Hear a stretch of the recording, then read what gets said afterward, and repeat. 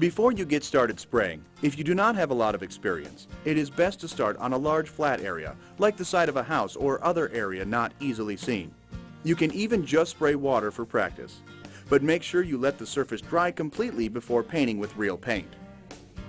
In a good spray pattern, the paint or coating material is completely and evenly distributed onto the surface. There are several techniques that you can use to ensure a quality finish. Use some scraps of cardboard to test the quality of the spray pattern.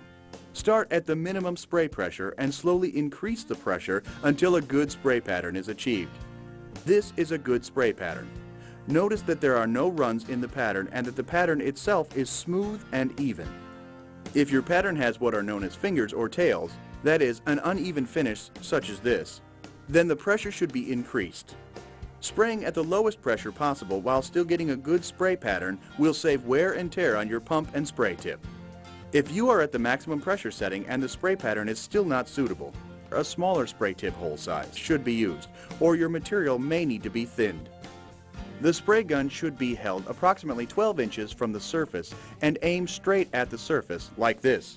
Keep the gun a consistent distance from the surface. Move across the surface in order to keep the gun pointed straight at the surface. Fanning the gun to direct the spray at an angle causes an uneven finish. Flex your wrist at the beginning and end of each stroke to maintain an even coat. Don't spray at an angle. Keep the gun perpendicular to the surface.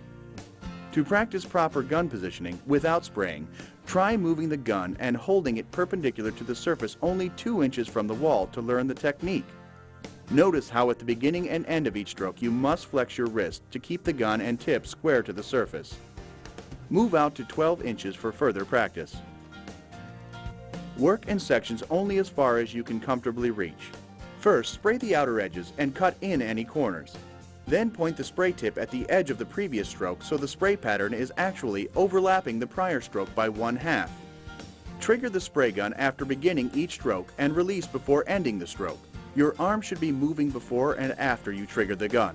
This will prevent blotches of thick coating at the beginning and end of each stroke.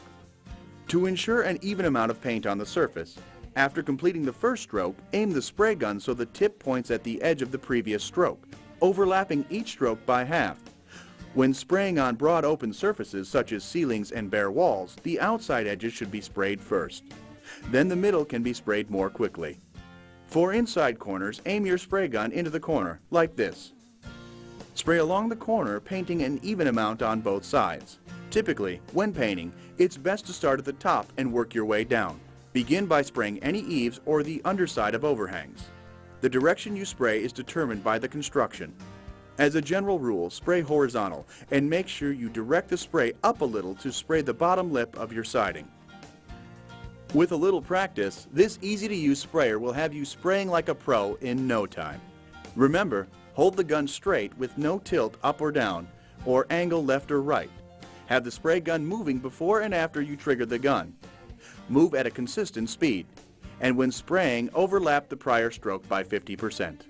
Allow significant time for the paint to dry before removing tape from your trim. This will result in crisp, clean lines.